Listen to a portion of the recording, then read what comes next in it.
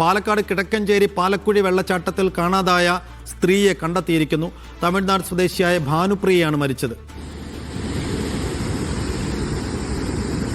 സലാം മുഹമ്മദ് വിശദാംശങ്ങൾ നൽകും. സലാം, ഭാനുപ്രിയയുടെ മൃതദേഹമാണ് ഇപ്പോൾ കിട്ടിയത്. എവിടെ നിന്നാണ് മൃതദേഹം കിട്ടിയത്? എങ്ങനെയായിരുന്നു അപകടം സംഭവിച്ചത്? 5 പേരടങ്ങുന്ന തമിഴ്നാട് സ്വദേശികളാണ് ഈ വെള്ളച്ചാട്ടത്തിലെത്തിയത്. അതിൽ 2 പേരെയാണ് കാണാതായത്. ഒന്ന് ഈ മനുഷ്യ ഭാനുപ്രിയയും മറ്റൊന്ന് സുഹൃത്ത് ഭരതനുമാണ്. ഭരതനെ ജീവനോടെ തന്നെ കണ്ടെത്താനായിട്ടുണ്ട്. ഭാനുപ്രിയയുടെ മൃതദേഹം വെള്ളച്ചാട്ടത്തിൽ നിന്നും 300 അടി താഴെയായിട്ടാണ് കണ്ടെത്തിയിരിക്കുന്നത്. ഇപ്പോൾ കൂടുതൽ ഫോഴ്സ് അവിടെ എത്തി അതായത് ഭരതനെ കണ്ടെത്തിയ പ്രദേശത്തു നിന്നും ഭരതനെ പുറത്തേക്ക് എത്തിക്കാൻ കുറെ കൂടി ശ്രമം വേണ്ടി വരും. അത് കുറെ കൂടി ഫോഴ്സിന്റെ കൂടി സഹായം ആവശ്യം വരും. അങ്ങനെയാണ് കൂടുതൽ ഫോഴ്സ് പാലക്കാട് നിർത്തി ഭരതനെ പുറത്തെത്തിക്കാനുള്ള ശ്രമം ഇപ്പോൾ തുടരുന്നത്.